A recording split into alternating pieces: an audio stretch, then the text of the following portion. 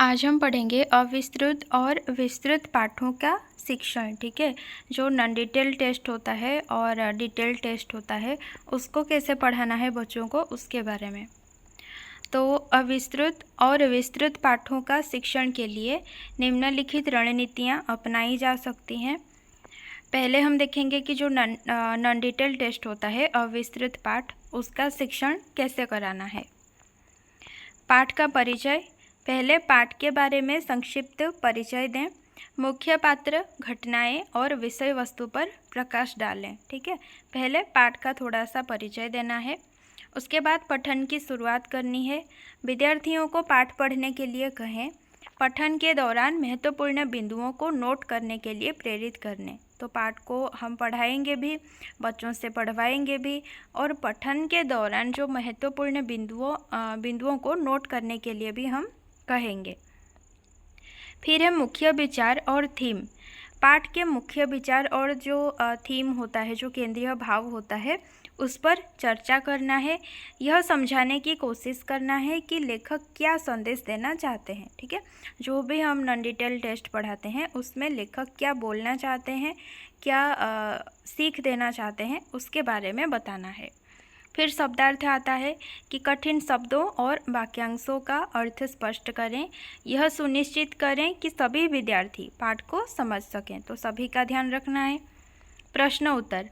पाठ से संबंधित प्रश्न पूछें और विद्यार्थियों को उत्तर देने के लिए प्रेरित करें।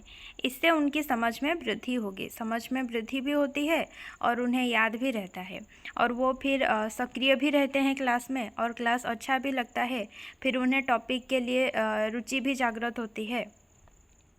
फिर है सारांश लेखन। तो सब कुछ पढ़ाने के बाद, प्रश्न पूछने के बाद, अर्थ बताने के बाद, नोट करने के बाद लास्ट में क्या बोलना है, सारांश लिखना है। ठीक है, कि विद्यार्थियों से पाठ का सारांश लिखवाएं।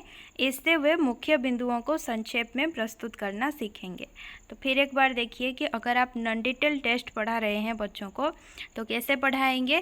पहले पाठ का परिचय देना है थोड़ा सा, फिर पठन की शुरुआत करनी है, फिर मुख्य विचार और थीम के बारे में बताना है, चर्चा करना है बच्चों के साथ, शब्दार्थ के बारे में बताना है, और प्रश्न पूछना है, उत्तर भी बुलवाना है। ठीक है, उसके बाद लास्ट में सारांश लिखवाना है। फिर आता है विस्तृत पाठों का शिक्षण, यानी कि जो डिटेल में होता है जो टेक्स्ट, उसके बारे में कैसे पढ़ाएंगे। पाठ का व्यापक परिचय। पाठ का विस्तृत परिचय देना है, और इसमें लेखक की पृष्ठभूमि, रचना का समय, ऐतिहासिक या सांस्कृतिक संदर्भ शामिल हो सकते हैं। तो नॉन डिटेल टेक्स्ट में आप देखेंगे कि इतना कुछ नहीं होता है कि हम उस लेखक के बारे में पढ़ाएं, रचना का समय क्या है उसके बारे में बताएं, या फिर ऐतिहासिक संदर्भ, ये इन सब के बारे में इतना नहीं बताना होता है नॉन डिटेल टेस्ट में या फिर अविस्तृत पाठ में। लेकिन विस्तृत पाठ में ये सारा बताना होता है। ठीक है, फिर है पठन और विश्लेषण।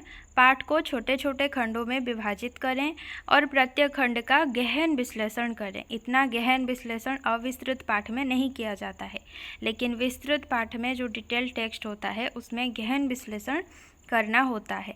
महत्वपूर्ण अंशों पर ध्यान देना होता है और उनकी व्याख्या करना होता है।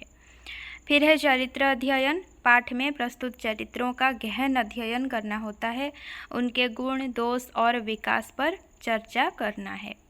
प्रतीक और रूपक। पाठ में प्रयुक्त प्रतीकों और रूपकों की पहचान करें और उनके अर्थ स्पष्ट करें। ठीक है, अगर किसी चीज़ के लिए कोई सिंबल बताया गया है तो उसके बारे में भी स्पष्ट करना है। काव्य शास्त्र। अगर हम पद्य पाठ पढ़ा रहे हैं, विस्तृत में है, तो पद्य पाठों में छंद, अलंकार और अन्य काव्य शास्त्रीय तत्वों की पहचान करना है और उनकी व्याख्या करना है। फिर है विस्तृत प्रश्न उत्तर।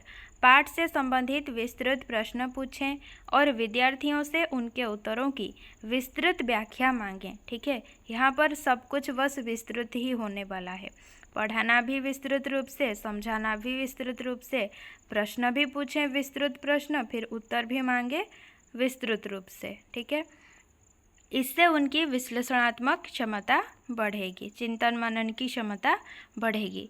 फिर है रचनात्मक गतिविधियाँ। लास्ट में क्या कराना है? रचनात्मक गतिविधियाँ। पाठ के आधार पर नाटक, संवाद या रचनात्मक लेखन जैसी गतिविधियाँ आयोजित करें। इससे विद्यार्थियों की रचनात्मकता और समझ में वृद्धि होगी। तो सबसे पहले विस्तृत पाठों में कैसे पढ़ाना है? पहले पाठ का व्यापक परिचय देना है, पठन और विश्लेषण करना है, फिर चरित्र अध्ययन करना है, जितने सारे कैरेक्टर हैं सबके बारे में गहन अध्ययन करना है, प्रतीक और रूपक के बारे में अर्थ स्पष्ट करना है, काव्य शास्त्रों का भी ध्यान रखना है, काव्य शास्त्र के बारे में भी बताना है, छंद, अलंकार, इन सब के बारे में वो भी विस्तृत रूप से बताना है, विस्तृत प्रश्न पूछना है और उत्तर भी मांगना है, विस्तृत वाला उत्तर, ठीक है। और रचनात्मक गतिविधियाँ भी करवानी है। अब यहाँ पर कुछ पॉइंट्स हैं कि गद्य और पद्य दोनों के लिए कुछ कॉमन रणनीतियाँ हैं। तो वो क्या क्या हैं जिन्हें हम गद्य में भी यूज कर सकते हैं और पद्य में भी यूज कर सकते हैं? वो है शब्दावली निर्माण। पाठ में प्रयुक्त नई शब्दावली को एक सूची में शामिल करें और विद्यार्थियों को इन शब्दों के अर्थ और उपयोग सिखाएं, ठीक है।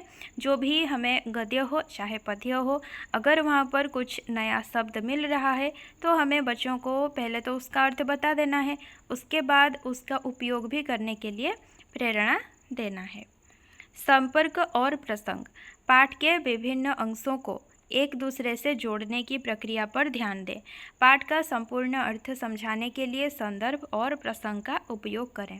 तो संदर्भ मतलब कि किसने लिखा है, और या फिर कोई अगर पद्य है तो कौन से काव्य संकलन से लिया गया है, प्रसंग क्या है, डिटेल में हमें बताना है, ठीक है। और कहानी हो चाहे कविता हो, एक एक पैराग्राफ एक दूसरे से रिलेटेड होते हैं, तो रिलेट कर करके हमें पढ़ाना है। छात्र आधारित शिक्षा क्या है? विद्यार्थियों को स्वयं खोज करने, प्रश्न पूछने और अपने विचार प्रस्तुत करने के लिए प्रेरित करें, ठीक है। चाहे गद्य हो, पद्य हो, चाहे विस्तृत हो, चाहे अविस्तृत टेक्स्ट हो, हमें छात्र आधारित शिक्षा पर ध्यान देना है ताकि हम कोई भी कार्य करें उसमें छात्र जो है सक्रिय रूप से भाग ले रहा हो, इस पर ध्यान देना है। विविध शिक्षण सामग्री, चित्र, वीडियो, ऑडियो और अन्य शिक्षण सामग्रियों का उपयोग करें ताकि विद्यार्थियों की रुचि बनी रहे और वे पाठ को बेहतर समझ सकें। तो ये भी हमें गद्य हो चाहे पद्य हो, हमें TLM का भी यूज करना है। विस्तृत से पाठ का शिक्षण के लिए भी और अविस्तृत पाठ का शिक्षण के लिए भी हम TLM यूज कर सकते हैं। तो इन रणनीतियों को अपनाकर अविस्तृत और विस्तृत पाठों का प्रभावी शिक्षण किया जा सकता है, जिससे विद्यार्थियों की पाठ्य सामग्री के प्रति समझ और रुचि दोनों बढ़ेगी। तो इस तरीके से हम क्या करेंगे? अविस्तृत पाठ को या फिर विस्तृत पाठ का शिक्षण करेंगे।